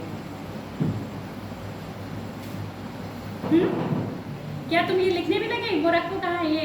क्या लिखा तुम ये लाल पेन से? वो होमवर्क है ना। होमवर्क लिखा है। देखो ये फिजिकल मैप के साथ साथ पॉलिटिकल मैप भी है। पॉलिटिकल मैप का मतलब वो मैप जहाँ पर आपको देश के नाम दिखाई दे रहे हैं। तो पहला आपको वेस्टर्न सहारा दिखाई दे रहा है अफ्रीका में, वेस्टर्न सहारा, माल्टीनिया, माली, नाइजर, चाड, सूडान, सूडान के बाद इरिट्रिया, इरिट्रिया के बाद आपका इथियोपिया और सोमालिया। सोमालिया ये है, इथियोपिया ये है। अब मैंने कहा इक्वेटर कौन कौन से देश से आ रहा है? ये देखो इक्वेटर है, लाइन दिख रही है इक्वेटर की। अब मैंने पूछा कहा आपसे पूरब से पश्चिम लगाइए। पूरब से पश्चिम, तो पूरब में सबसे पहले पड़ेगा एशिया। पहले एशिया महाद्वीप से निकलेगा। अगर महाद्वीप पूछा जाएगा तो एशिया महाद्वीप, अफ्रीका महाद्वीप और नॉर्थ अमेरिका महाद्वीप से होकर गुजरते हैं। सॉरी, साउथ अमेरिका महाद्वीप से होकर गुजरते हैं। नॉर्थ अमेरिका इतना इंपॉर्टेंट हो जाता है कि आपके दिमाग में नॉर्थ अमेरिका के अलावा कोई आता ही नहीं है। तो ये तीन महाद्वीपों से होकर गुजर रहा है। ऑस्ट्रेलिया महाद्वीप से सिर्फ एक रेखा गुजरती है, वो आपकी कौन सी है? Tropic of capricorn. इसके अलावा कोई और एक इकलौता महाद्वीप जिससे तीनों ही रेखा होकर गुजरती हैं, कैंसर, इक्वेटर और कर्व, तीनों। कौन है वो आपका? सिर्फ अफ्रीका महाद्वीप है। साइज के हिसाब से देखिए तो एक सबसे बड़ा एशिया महाद्वीप होता है। एशिया महाद्वीप के बाद अफ्रीका महाद्वीप, अफ्रीका के बाद नॉर्थ अमेरिका, नॉर्थ अमेरिका के बाद ऑस्ट्रेलिया, उसके बाद यूरोप और उसके बाद ऑस्ट्रेलिया। अरे अंटार्कटिका फिर ऑस्ट्रेलिया, ठीक है। उसको मैं चलो हो गया ये चीज़। अब मैं बात करती हूँ, देखो नुक है, कैपिटल सही निकल गई, नुक, ग्रीनलैंड की कैपिटल जो है नुक। रिजविक है, इसकी है रिजविक। याद कर लो कैपिटल, सबसे उत्तरी राजधानी, ये भी पूछा जाता है। और ऐसी कैपिटल जो आर्कटिक सर्कल पर हो, या ऐसी कैपिटल जो इक्वेटर को, ऐसी कैपिटल जो कैप्रिकॉर्न कैंसर पर, ट्रॉपिक ऑफ कैंसर पे हो। पेपर में ये सब चीज़ें पूछी जाती है, तो ये चीज़ें अपने दिमाग में रखना। और जितना से ज़्यादा वर्क आप मैप पर कर सकते हो उतना वर्क करो। कैसे? अभी बनाया, इसको तो देखना ही नहीं है। क्यों नहीं देखना है? मात्र 3 बड़े देश है, 7 छोटे देश है। तो 3 बड़े देशों के बारे में कभी नहीं पूछा जाता है। कनाडा के बारे में सब जानते हैं, नहीं पूछेगा। यूएसए के बारे में सब जानते हैं, नहीं पूछेगा। पूछेगा वो ये 7 देशों से पूछेगा, ठीक है। ब्राज़ील के बारे में अधिकतर लोग जानते हैं। अभी पेरू आपका हाईलाइट हुआ है 2 कामों में। पहला, ग्लेशियर यहाँ से पिघला है। दूसरा, 800 साल पुराने, ईसा पूर्व पुरानी यहाँ क्या मिले हैं? एक सभ्यता मिली है, चाना चाना, इसका एक जगह है चाना चाना। जैसे ये कह रहा था कि मैम थोड़ा सा करंट मुझे बता दो, तो मैं इसको करंट बता रही हूँ। तो आप पेरू को थोड़ा सा ध्यान रखना। पेरू 2 तरह से हाईलाइट हुआ है। पेरू के बाद अभी आपका ओमान की खाड़ी और यमन। क्यों? यहाँ पर वायु से आपके जो जहाज थे उन पर हमला बोला गया है। तो कभी कभी खाड़ी से पूछ लिया जाता है, खाड़ी के द्वीपों से पूछ लिया जाता है। तो इसलिए मैं कह रही हूँ इतना सारा मैं आप याद नहीं कर पाओगे। जो करंट में स्थान है उसको जरूर देखते रहना, वर्ल्ड के हिसाब से और इंडिया की ज्योग्राफी के हिसाब से। आपके क्या होगा? मैप ऑलरेडी कंप्लीट होता जाएगा। क्लियर हो गया? हाँ, तो हम बात कर रहे थे इक्वेटर की। अक्षांश देशांतर किसी ने आप बनाए हैं या नहीं बनाए? या कॉपी बस ऐसा पिक्चर मैडम ने दिखा दी और नहीं बनाए? किसी ने देखो बनाए? नहीं बनाओगे, ये आपका कल का होमवर्क है, मैं चेक करूंगी। एक ये और दूसरा अक्षांश और देशांतर की विशेषताएं। अब यहाँ देखो, जो आपका इक्वेटर है, सबसे पहला इक्वाडोर, जिसको याद करना बहुत आसान है, वहाँ से गुजरता है। कोलंबिया से भी गुजरता है, ब्राज़ील से भी गुजरता है। ये बताओ क्या वेनेजुएला से गुजर रहा है? क्या न्यू फ्रेंच गुयाना से गुजर रहा है? नहीं गुजर रहा है। ब्राज़ील से गुजर रहा है, इक्वाडोर, कोलंबिया और ब्राज़ील।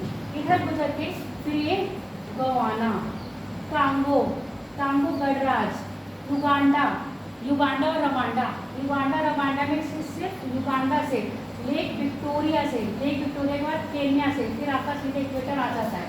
इक्वेटर फिर सीधे इंडोनेशिया से, इंडोनेशिया के बाद क्या, जो आपके कौन से ओशियान देश हैं उनसे गुजर रहा है।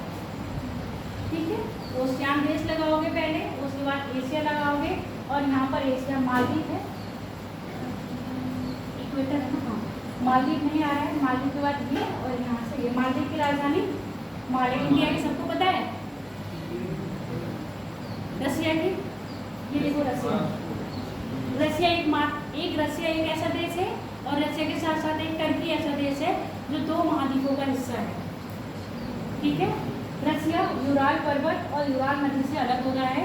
इसका पूर्वी जो रसिया है वो एशिया में, पश्चिमी जो रसिया है वो यूरोप में आता है। और ऐसे जो टर्की है, ये जो टर्की का जो इस्तांबुल शहर है वो यूरोप में आता है, और बाकी पूरी टर्की कहाँ पर आती है आके, एशिया में। टर्की की कैपिटल अंकारा है, रसिया की मॉस्को, मस्कट किसकी है, ओमान की है, और मॉस्को किसकी है, रसिया की है।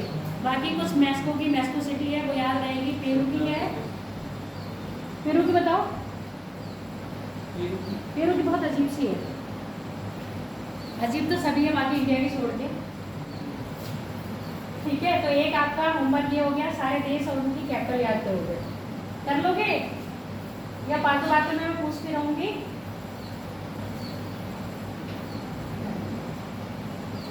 और क्या पूछना है मैम ने, पूरा पश्चिम सबसे मेन होता है, अफ्रीका महाद्वीप के तीनों से निकल रही है, सबसे बड़ा महाद्वीप भी बता दिया है, एशिया है, उसके बाद Africa, north America, south America, Europe, फिर अंटार्कटिका, फिर उसके बाद ऑस्ट्रेलिया है। ग्रीनलैंड कहाँ पर है, किसकी लैंड में है, नॉर्थ अमेरिका के उसमें आ रहा है, पर इसमें जो हक होता है उस पर डेनमार्क का होता है। डेनमार्क कहाँ पर है, यूरोप में। अरे यहाँ पर एक फॉकलैंड है, इस पे कौन कब्जा कर रहा है, ब्रिटेन। ब्रिटेन कहाँ गया, ये रहा, ये तो बहुत दूर है। यहाँ पर है फ्रांस, यहाँ पर एक द्वीप समूह है, अभी आई है ऑस्ट्रेलिया के पास, यहाँ पर ये है नूमर, है ना, इसको याद रखना, करंट में है ये। इस पर भी किसका है, फ्रांस का, कहाँ गया, फ्रांस का अधिकार है। ऐसे ऐसे द्वीप समूह याद रखना। और सबसे ज़्यादा इस बार मुझे लगता है, जहाँ तक है टीचर्स में या किसी उसके लिए, मैं कह नहीं रही हूँ, जहाँ तक मुझे लग रहा है कि हो सकता है से पूछ कर जाए। क्यों, यहाँ पर अभी एक चक्रवात आया था, चक्रवात का नाम बताओ, बताओगे ही नहीं, इसलिए मैं ही लिख दे रही हूँ, बेरी चक्रवात। और ये इस बेरी चक्रवात के कारण ही आके टीम इंडिया यहाँ पर फंस गई थी। ये बेरी नाम किसने दिया, बेरिन नाम ये मुझे नहीं पता किसने दिया है, क्योंकि इन लोगों का भी चलता है। और बेरिन क्या है, एक क्या बोलेंगे इसको, चक्रवात तो हम यहाँ कह रहे हैं, बाकी इसको क्या बोलेंगे, हरिकेन,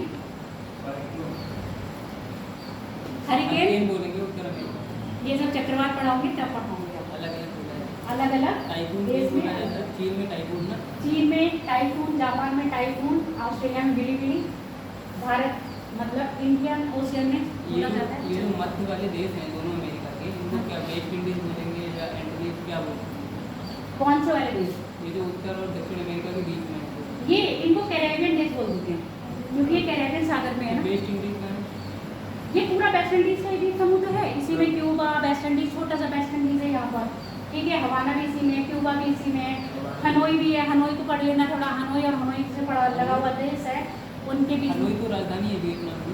अरे क्या नाम है, देखो नाम भूल गई, खांसी है, हैती, हैती, हैती पढ़ लेना, जनजाति भी है।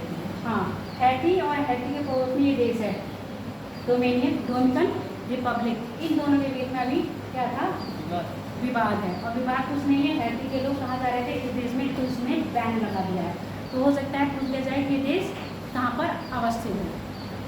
आगे बात समझ लें, इसमें क्या है मैडम, अंटार्कटिका पिघल भी रहा है, अंटार्कटिका पिघल रहा है, क्योंकि अंटार्कटिका वही एक तो आपकी ग्लोबल वार्मिंग की वजह से, और जब तक इन पर क्या है बर्फ जमी हुई है, जब तक आप समझो धरती बची हुई है, जिस दिन यहाँ से बर्फ पिघलना शुरू कर देगी उस दिन पूरा ही कोई भी देश नहीं बचेगा, और न ही कोई भी कॉन्टिनेंट बचेगा।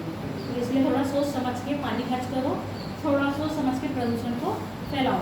और जो भी आप ज्योग्राफी में पढ़ रहे हो, ज्योग्राफी में मेंस के पेपर पता है आपको, मेंस के पेपर पता है नहीं, मेंस में कितने पेपर होते हैं, अच्छा प्री में कितने पेपर है, फर्स्ट पेपर और सेकंड पेपर, फर्स्ट क्या क्या आता है?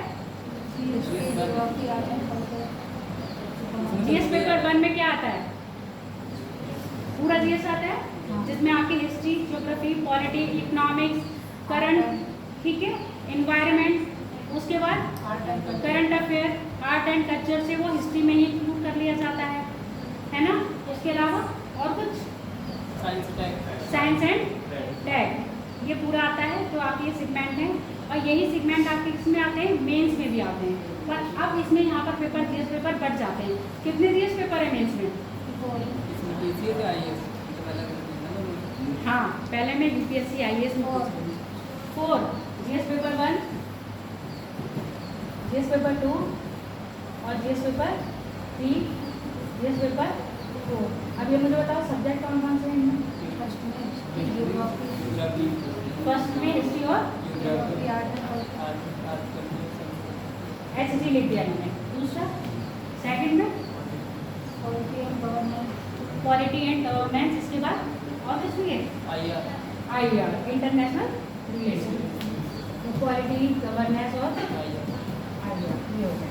पेपर थर्ड में साइंस टेक, एनवायरनमेंट और इकोनॉमिक्स, ठीक है। इकोनॉमिक्स हो गया, एनवायरनमेंट हो गया, और क्या है आपका? Science and tech. जीएस में एथिक्स आता है, मतलब आप लोगों को पता है। इसके बाद ये कैसे मेरिट बेस के पेपर हैं या क्वालिफाइंग है? क्वालिफाइंग पेपर कौन कौन से? लैंग्वेज के कितने पेपर होते हैं? 2। कौन कौन सी लैंग्वेज के? हाँ, क्षेत्रीय भाषाओं में से कोई एक, ठीक है। आपके जो क्षेत्रीय लैंग्वेज है उनमें से कोई एक, यानी कि लोकल लैंग्वेज। ये कैसे है? क्वालिफाइंग है या मेरिट वाले?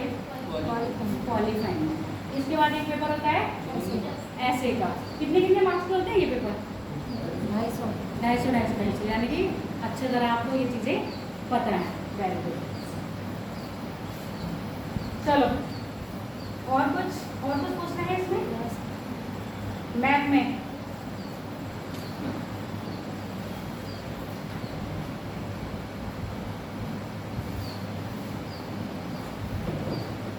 में किसी को और कोई दिक्कत? कल तरंगे पढ़ाएंगे ना? हाँ, तरंगे पढ़ाएंगे। क्या बताना है तरंगों में? मुझे क्या बता रहा है? थोड़ा मैं वायुमंडल पढ़ाएगा, तरंगे और पढ़ाएगा। हाँ, आज वो आया नहीं, उसको सर्फ में प्रॉब्लम थी। मैंने कहा आज से छोटा टॉपिक है, हो जाएगा तो मैं सर्फ पढ़ा दूँगी। अस्मित आया नहीं है ना? अस्मित नहीं आया, उसको कल सर्फ में प्रॉब्लम थी, सर्फ मंडल और सर्फ तरंगों में कि क्या है। मैं भी मुझे बताते थे, मैंने कहा बताऊँगी बाद में। आज ये टॉपिक छोटा था, मैंने कहा आज देखो 40-45 मिनट में हो गया, तो मैंने कहा बता देती हूँ। तो अब तरंगे पढ़ाई थी, तो मैं तरंगों के बारे में बताऊँगा। जो बच्चे कल आए थे, पहले मुझे बताओ तरंग क्या होती है? नहीं बताए थे तरंगे?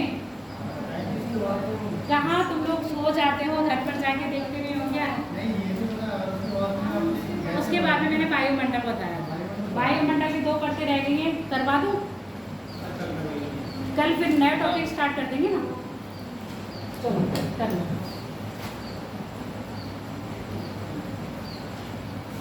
फोटो कोई अच्छा सा लगा देंगे ना।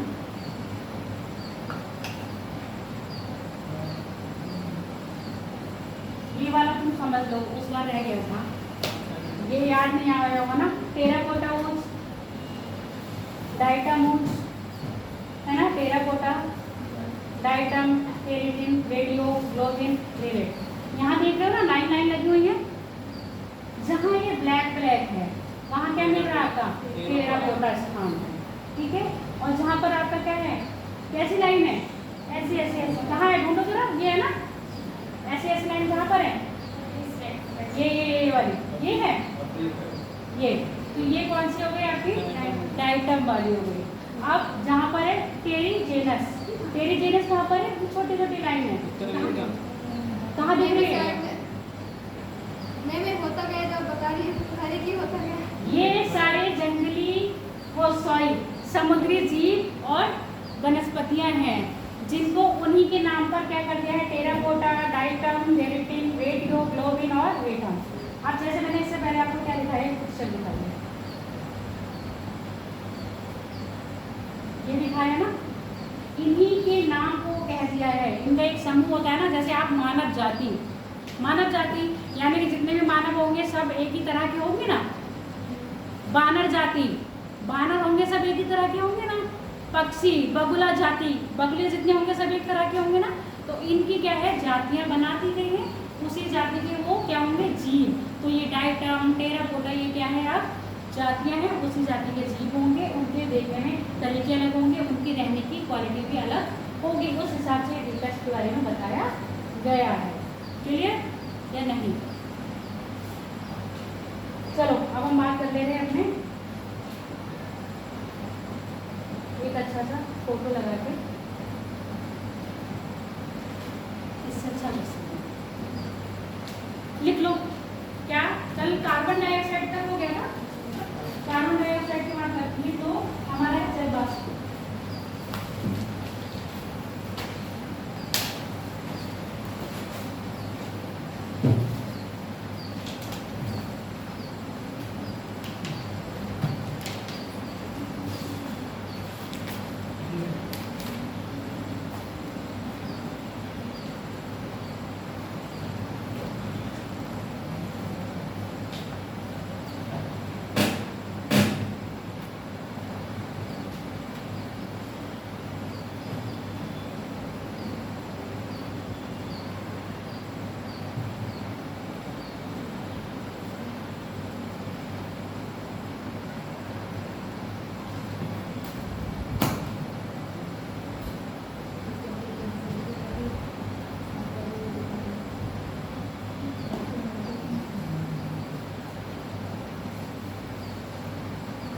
जल वाष्प लिखो,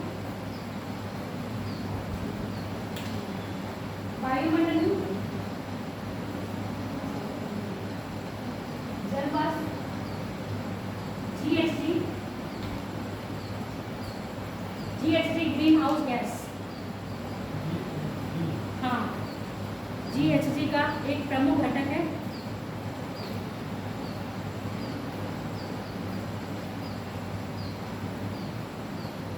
वायुमंडल में जल वाष्प की मात्रा निम्न अधिक, निम्न अधिक कैसे लिखोगे, निम्न अधिक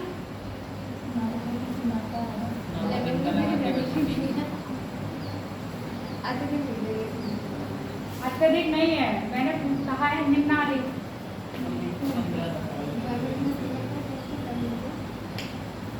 निम्न निम्नाधिक, हाँ हाँ निम्नाधिक, यानी कि निम्नाधिक को कह रहे हैं, निम्न भी है और अधिक भी है। निम्न कहाँ होगी, जहाँ टेम्परेचर ज्यादा होगा या कम, जहाँ टेम्परेचर कम होगा, वाष्पीकरण कम होगा, तो वायु में जल वाष्प की मात्रा कम पाई जाएगी। तो ऐसा स्थान कहाँ पर है, ध्रुव पर, ध्रुवों पर या उच्च अक्षांशों पर। उच्च अक्षांश मतलब समझ के 60 डिग्री के आसपास जाओगे, शीतोष्ण रेखीय में, शीत रेखीय में और पूर्व पर। यहाँ पर क्या है, आपको जो जल वाष्प मिलेगी वो निम्न मिलेगी। अधिक कहाँ मिलेगी, निम्न अक्षांशों पर। निम्न अक्षांश यानी विश्व के आसपास या इक्वेटर यानी कि ट्रॉपिकल जोन में, ट्रॉपिकल जोन उष्णकटिबंधीय क्षेत्र। अभी उष्णकटिबंधीय क्षेत्र नहीं पढ़ाए हैं, वो आपको क्लाइमेटोलॉजी में ही पढ़ाई जाएगी, आगे पढ़ाया जाएगा। यहाँ पाई जाएगी, क्यों, यहाँ पर सूर्य का प्रकाश कैसा पड़ रहा है, लंबवत। लंबवत पड़ने के कारण टेम्परेचर क्या है, ज्यादा। टेम्परेचर ज्यादा है तो वाष्पीकरण भी ज्यादा, वाष्पीकरण ज्यादा है तो वायुमंडल में जल वाष्प की मात्रा क्या पाई जाएगी, अधिक पाई जाएगी। इसीलिए इसको निम्न अधिक कहा है।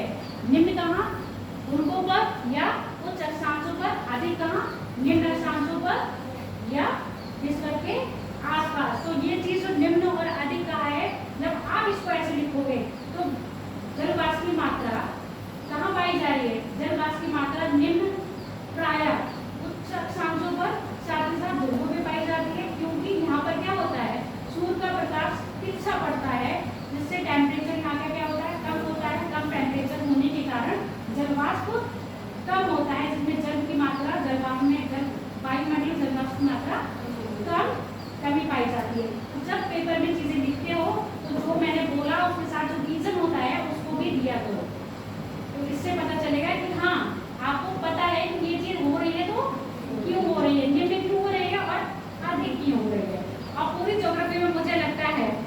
2-3 चीजें कर लो, ज्योग्राफी आपकी कंप्लीट है। बता दो जल्दी। देखो पहली बात, अक्ष का झुका हुआ पृथ्वी पर आपके सूर्य की पृथ्वी पर कहाँ तक किरणें पहुंचती हैं, वो चीज आपको पता होना चाहिए। पूरा वायुमंडल, पूरा सारा उसी से रिलेटेड है। और देख लेना, कभी भी पढ़ाएंगे तो कोई कोरिलेट होने चीज होती है। जब भी मैं बताऊंगी तो अक्षांश देशांतर आपको जरूर बताती हूँ, पृथ्वी का झुकाव जरूर बताती हूँ कि नहीं, टेम्परेचर में भिन्नता बताती हूँ। तो कुछ चीजें हैं जो क्या करेंगे आपके क्लाइमेटोलॉजी के लिए, पूरी क्लाइमेटोलॉजी इसी बेस पर है। अब बात करते हैं कहाँ लिख दिया, निम्न व अधिक है। इसकी मात्रा ध्रुवों पे कम, ध्रुवों तथा उच्च अक्षांशों पे कम। इसकी मात्रा ध्रुवों तथा निम्न अक्षांशों पर कम, निम्न अक्षांशों पे कम, उच्च अक्षांश लिखना, ध्रुवों तथा उच्च अक्षांशों पर कम। इसके विपरीत उष्णकटिबंधीय क्षेत्र, उष्णकटिबंधीय क्षेत्र यानी कि ट्रॉपिकल जोन।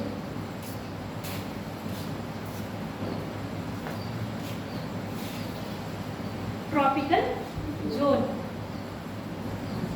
ट्रॉपिकल जोन अगर लिखना चाहो तो ऐसे लिख लो, 23.5 डिग्री उत्तरी अक्षांश से लेकर 23.5 डिग्री दक्षिणी अक्षांश।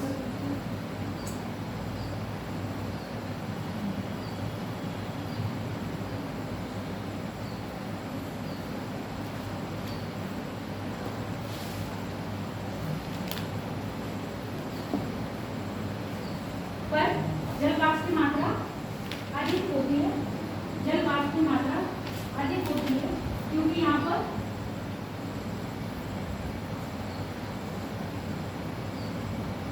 तापमान, क्योंकि यहाँ पर तापमान अधिक होने के कारण वाष्पीकरण अधिक होता है, क्योंकि यहाँ पर तापमान अधिक होने के कारण वाष्पीकरण अधिक होता है।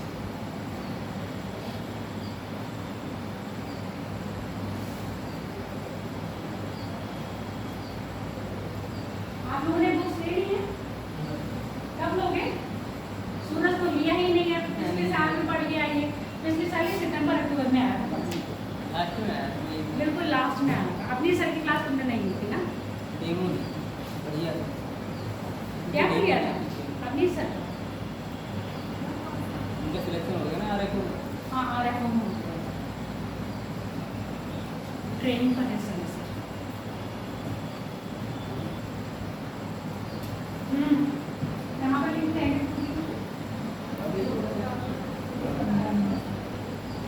वाष्पीकरण अधिक होता है, इसलिए यहाँ पर ये जो लिखा हुआ है ना, अधिक मिलती है, ये लिखा है ना, रीजन लिख दिया, उसको किसी कष्ट कर दो, इतना ही बहुत है।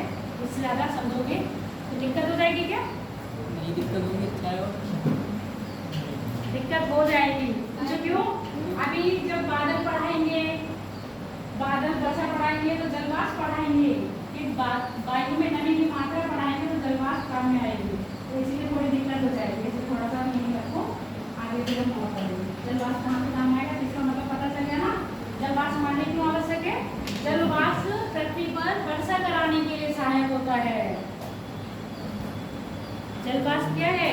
तो जलवाष्प है पृथ्वी पर वर्षा कराने के लिए। जहाँ जलवाष्प ज्यादा होगा वहाँ वायु में नमी ज्यादा होगी, और वायु में नमी ज्यादा होगी तो वर्षा भी ज्यादा होगी। और जहाँ जलवाष्प कम होगा, वायु में नमी कम होगी, वायु शुष्क होगी, और शुष्क वायु वर्षा नहीं करवाती। इसी आधार पर जो विस्तृत रेखीय क्षेत्र है वहाँ पर वर्षा अधिक होती है और ध्रुवों पे वर्षा नहीं होती है। बाई चांस होती भी है तो कौन से बर्फ के रूप में होती है? वहाँ पर टेम्परेचर क्या होता है? इतना ज्यादा डाउन, यानी कि हिमांक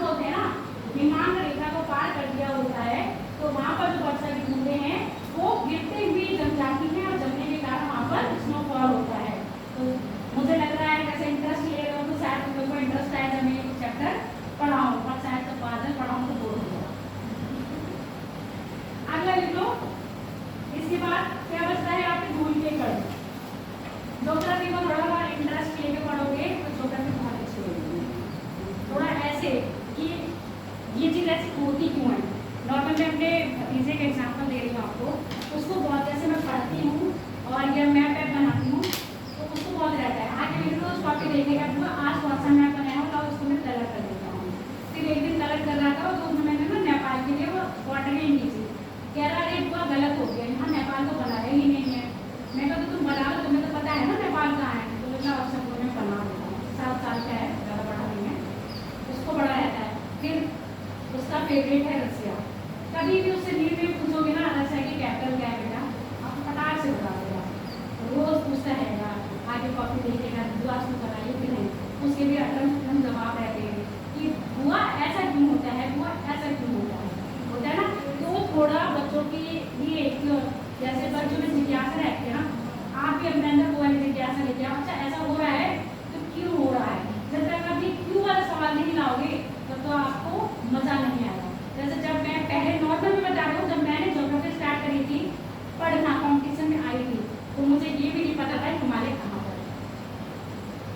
और मुझे इस बात में कोई दुख भी नहीं है बताते हुए कि मुझे ये चीज़ नहीं पता थी। किसी ने मुझसे पूछा कि हिमालय कहाँ पर है तो मेरा आंसर था हिमालय भारत का है। तो आप ये सोचो वो चीज़ों से मैंने स्टार्ट करा है, आज तो यहाँ पर है। तो ऐसे नहीं होता है जैसे आप लोग शर्माते हो, कभी शर्माना नहीं चाहिए। जिस दिन आप शर्मा गए ना उसी दिन आप भूल गए। क्वेश्चन करना सीखो।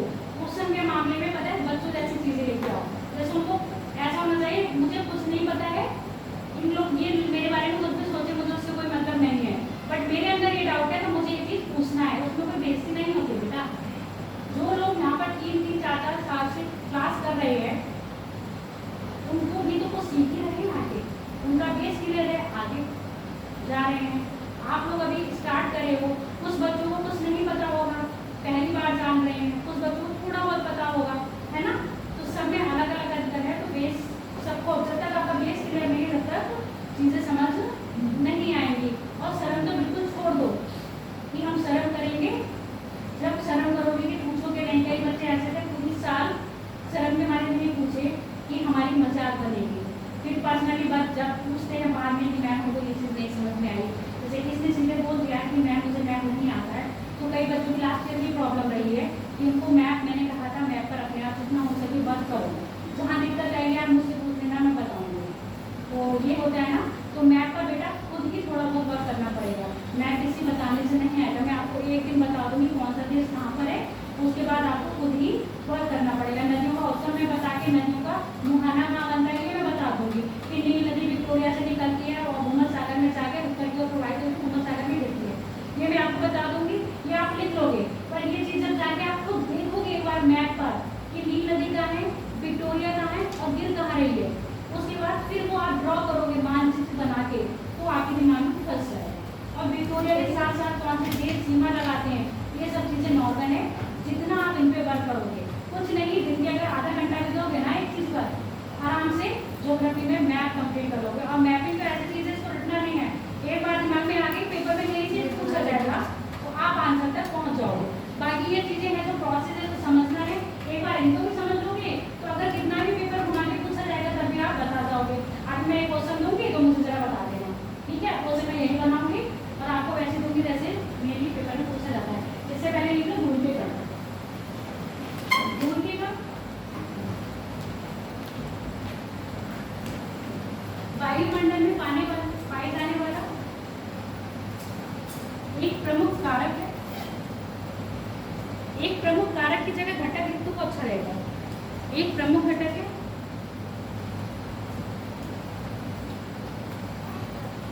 क्या धूल के कण आप लोगों को दिखाई देते हैं? दिखाई देते हैं। आगे दिखाई दे रहे हैं सूरज? आगे दिखाई दे रहे हैं? अभी नहीं दिखाई दे रहे हैं। कब दिखाई दे रहे हैं? जब किसी क्षेत्र से आता हुआ सूर्य का प्रकाश दिखता है तो वो सूर्य के प्रकाश में हमें छोटे छोटे कण दिखाई देते हैं। ये कण क्या है? धूल के कण हैं, है ना।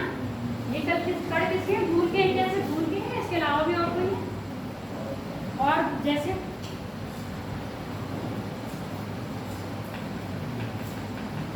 और भी है तो बता दो ना मुझे, और क्या है? जैसे देखो आग वाग जलाते हो तो राख के कण निकलते हैं ना छोटे छोटे। कभी कभी देखते हो कि आप जैसे अगरबत्ती जलाई या धूपबत्ती जलाई या दीपक जलाते हो तो उसके ऊपर तो वो भी तो कण हुआ, राख के कण। ये भी किस में आते हैं? आपके वायुमंडल में आते हैं। ठीक है, धूल के कण, जितनी भी राख है उनके कण, ये सब किसमें मिल रहे हैं? आपके वायुमंडल में मिलते हैं। जब इनका सूर्य का प्रकाश इस पर पड़ता है तो ये क्या करते हैं? सूर्य के प्रकाश को ऑब्जर्व कर लेते हैं। जितना ऑब्जर्व करना चाहते हैं, यानी जितना अवशोषित करते हैं उतना अवशोषित करते हैं, उसके बाद उसको क्या कर देते हैं? रिफ्लेक्ट कर देते हैं। तो इनके कारण, यानी कि धूल के कण के कारण वायुमंडल में दो क्रिया होती है। एक तो सूर्य का प्रकीर्णन, यानी कि सूर्य के प्रकाश का परावर्तन, और दूसरे बाद प्रकरण, यानी कि जो स्कैटरिंग का होता है। जो सूर्य का प्रकाश जो दिन में लाल और नीला दिखना, ये क्या होता है? आसमान का नीला दिखना सूर्य के प्रकाश के प्रकरण के कारण होता है। और ये जो प्रकरण की क्रिया होती है वो कौन करवा रहा है? आपके धूल के कण। आगे बात समझ में? अब यही बात ले लो पूरी। अब ऐसे बताए ये बात पहले की शिक्षा सही होती थी, कंठस्थ होती थी, बहुत बार बच्चे सुनते थे, अपने कंठ पे रख लिया। और आप लोगों को भी ऐसे भी कंठ पे रख लेनी चाहिए। घर पर जाके इसको क्या करना चाहिए? एक मूर्त रूप देना चाहिए, अपने आप लिखो। इससे क्या होता है? जो सोचने की क्षमता होती है वो बढ़ती है। पेपर में कोई आपके जितना पढ़ के जाओगे उतनी चीजें याद नहीं रहेंगी। कुछ समझी हुई चीजें होंगी, उसी को क्या करोगे? आप अपने शब्दों में लिखना स्टार्ट करोगे। और जो चीजें मैंने आज बताई हैं, जब पैरा चेंज करोगे तो पहले को थोड़ा सा पीछे लिखोगे। कई बच्चों ने बिल्कुल सीधा लिख दिया, कभी भी हैशटैग और ये सब चीजें इस्तेमाल नहीं करोगे। कोई भी बात अगर अपनी कहनी है तो पॉइंट में कहोगे, point number 1, point number 2, point number 3। उसके साथ एक फ्लो चार्ट बनाया करोगे। अगर कोई कारण है तो क्या क्या कारण है, उस कारण को दिया और हेडिंग लिख दिया। अब जैसे अभी बताया ना, वायुमंडल की प्रमुख परतें कौन सी हैं, तो इन परतों के अगर हम अलग अलग नाम लिख देते हैं, इनके घटक के अलग अलग नाम जैसे लिखवाए थे स्ट्रक्चर बना के, वो पहले वो वाला फ्लो चार्ट बना दिया, उसके बाद डिटेलिंग में इनको नीचे से लिख दिया। इसमें क्या होता है? एग्जामिनर को लगता है प्रेजेंटेशन बहुत अच्छी जाती है, एकदम आप सीधा सीधा सीधा सीधा लिखोगे तो एग्जामिनर में क्या हो जाता है? बोर हो जाता है। कहीं चित्र बना हुआ होगा, कहीं कुछ बना होगा, तो उसको भी लगेगा कि बच्चा क्रिएटिव है, उसने दिखाया, फ्लो चार्ट तो दिया ऐसे। इसलिए बोलते हैं लिखो, तो थोड़ा थोड़ा रोज रोज प्रैक्टिस करोगे तो आ जाएगा। लिखो दूसरे घर में क्या क्या लिखना है ये मुझे बता दो। घटक है दो प्रकार के प्रकरण में सहायक होता है। प्रकाश के प्रकरण के सहायक के साथ साथ ये बादल बनाने में भी सहायक होता है, बादल के निर्माण में भी सहायक होता है। यही धूल के कण नदी को क्या करेंगे? अवशोषित करेंगे और आपस में इनके कण मिलेंगे और मिलके क्या बनेगा? बादल। तो समझ में आ गया? ठीक है, अब हेडिंग डालो वायुमंडल की परतें। परतों को क्या कहेंगे? Layer of atmosphere. कितना टाइम एक 7 मिनट है। 7 मिनट में बस थोड़ा सा समझा दूंगी। लिखवाने का काम करवाऊँ या नहीं? आज नहीं, कल नया टॉपिक होगा। वायुमंडल कहते थे, क्या हो गया आफत?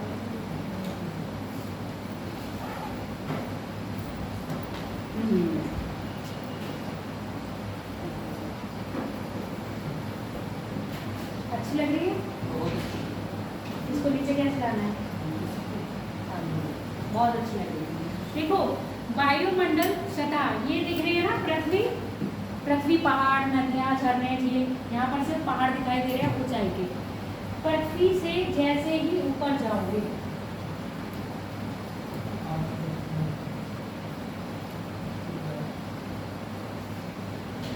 पृथ्वी की सतह से जैसे ही ऊपर की ओर जाओगे, वायुमंडल की परतों में क्या हो गया? विभेद पाया जाएगा। यानी कि इनके गुण, इनकी विशेषताओं के आधार पर इनको क्या करा गया है? डिवाइड किया गया है। फोटो मत खींचो, बना लो। जितना ज्योग्राफी में अपना हाथ चलाओगे उतना ही ज्योग्राफी आपको ज़्यादा याद रहेगी। दिमाग में देखो, मेरे फ़ोन में इतने स्क्रीनशॉट है, आज तक वो मैं देखी नहीं हूँ।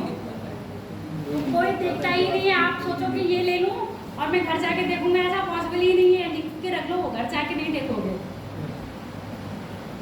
और ये 100% है। आपके साथ नहीं, मेरे साथ में मेरी भी डांट पड़ जाती है। मैं रोज़ कहती हूँ अच्छा जा रही हूँ पढ़ने, अच्छा पढ़ लेती हूँ, तो मम्मी यही कहती तुम्हारी यही कहानी चलती रहती है, अच्छा पढ़ ले रही हूँ, अभी तो तुम मिली नहीं हो पढ़ने। ठीक है, तो यहाँ है गुण। अब अब मैंने आपको गैसें बताई थी, वायुमंडल में कौन कौन सी गैसें थी हमारे? Nitrogen, oxygen, carbon dioxide, argon, neon, krypton. कुछ गैसें ऐसी है भारी है, कुछ गैसें ऐसी हल्की है। तो हल्की गैस कहाँ होंगी? ऊपर या नीचे? हल्की गैस ऊपर बैठेंगी और भारी गैस नीचे बैठेंगी। अब वायुमंडल में सघनता और विरलता कहाँ हो ज्यादा होगी? सघन मतलब घना और विरल मतलब जहाँ पर गैसें बहुत दूर दूर होंगी, गैप में होंगी, स्पेस बहुत होगा गैसों के बीच में। और सघन जहाँ पर गैसें बहुत खिचर पिचर भरी होंगी। कहने का मतलब है एक सीट पर 3 लोग बैठे, बिल्कुल चिपक चिपक के, बिल्कुल जगह है ही नहीं। एक सीट पर एक अकेला आदमी है, 2 बैठा एक कोने में और एक कोने में, ठीक है। तो जो घन एकदम चिपक चिपक के बैठे हैं वो सघन, और जो दूर दूर बैठे हैं वो विरल। तो भारी गैस भारी नीचे होंगी और सघन मात्रा में मिलेंगी, तो हल्की गैस होंगी वो ऊपर होंगी। और कैसे मिलेंगी? विरल मात्रा में मिलेंगी। कुछ बच्चे चित्र बना रहे हैं तो जब तक समझा रहे तो बनाना है तो बना लो, नहीं तो ड्रॉ करना भी आता है, मैं ड्रॉ भी कर पाओगे तो। क्योंकि ये मुझे लगता है कि अगर ऐसे बच्चों को चीज़ें दिखाओ ना तो थोड़ा सा इंटरेस्ट लेते हैं। और जो मैं ऐसा कर देती हूँ, बना देती हूँ चित्र, तो ये मैडम पता नहीं क्या करती है। और जबकि ज्योग्राफी में जितना आप बना लोगे, क्योंकि ये पिक्चर थोड़ी ना लगाओगे एग्जाम में जब लिखने जाओगे, क्या लगाओगे? वही हैंड में, और जितनी प्रैक्टिस करोगे उतना आपके दिमाग में आ जाएगा। तो अब वायुमंडल में जो हाइड्रोजन है, वो हाइड्रोजन कह रहे हैं, जो नाइट्रोजन है, जो ऑक्सीजन है, जो आपके धूल के कण बताए थे, और क्या बताया था? जल वाष्प बताया था। वो सब कहाँ मिलेंगे? आपके ट्रोपोस्फीयर में। उसके बाद जो और हल्की गैस होती जाएंगी वो कहाँ मिलेंगी? स्ट्रेटोस्फीयर में। उससे और हल्की गैस जाओगे तो कहाँ मिलेंगी? मेसोस्फीयर में। उससे और जाओगे तो थर्मो, जिसको कहते हैं आयन मंडल। उसके बाद एक्सोस्फीयर, जिसको कहते हैं बहिर्मंडल। हिंदी में नाम लिखूं एक बार। पृथ्वी के सबसे नजदीक जो सतह होती है उसको कहते हैं ट्रोपोस्फीयर, यानी कि सौरमंडल। और मैं आपसे ये रिक्वेस्ट करूंगी या ये सलाह दूंगी, इनके दोनों को हिंदी और इंग्लिश दोनों में याद रखना। क्योंकि पेपर में एक बार पूछा गया था कि जो आपकी ओजोन परत है वो कौन सी लेयर में है। लोगों को सबको पता है समताप मंडल में पाई जाती है, पर इंग्लिश में नाम अगर दे दिया स्ट्रेटोस्फीयर और नहीं पता है आपको स्ट्रेटोस्फीयर में पाई जाती है, तो आप आता आता क्वेश्चन भी गलत कराओगे, ठीक है। समताप मंडल, मध्य मंडल, मंडल अपने आप लगाते जाना, आयन मंडल, आयन के बाद बहिर्मंडल, ठीक है। बाहर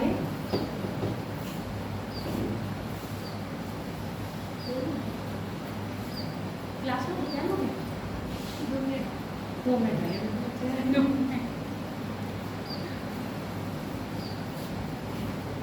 इनकी क्या है? विशेषताएं हैं। अलग अलग मंडल की अलग अलग विशेषताएं। अब यहाँ लिखा है जो ट्रोपोस्फीयर है 0 से 12 या 18 किलोमीटर, 12 या 18 किलोमीटर क्या लिखी है? इनकी एवरेज लिखी है। एवरेज मतलब जो ट्रोपोस्फीयर है वो ध्रुवों पर कम ऊंचाई पे पाई जाती है और विषुवत पर अधिक ऊंचाई पे पाई जाती है। कारण बताओगे जरा मुझे इसका? अब इसका मुझे कारण बताओ कि ध्रुवों पर ट्रोपोस्फीयर की जो ऊंचाई है वो अधिक होती है, वो विषुवत पर, और ध्रुवों पे कम होती है। रीजन बताओ क्यों होती है? हाँ, ध्रुवों पर 8 किलोमीटर और यहाँ पर 12 या 13 किलोमीटर, तो औसत इनका निकलता है 18 किलोमीटर की ऊंचाई पर पाई जाती है। क्यों?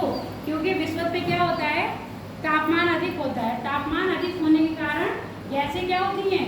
गर्म होकर ऊपर की ओर उड़ जाती हैं।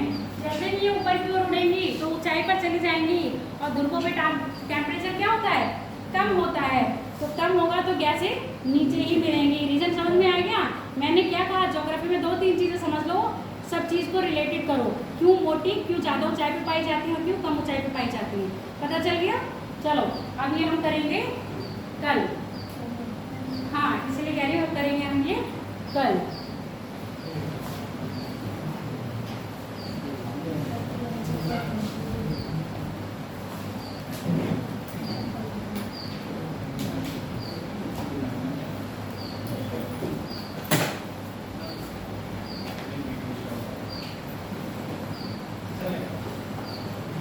कॉपी ले ली आपने अपनी?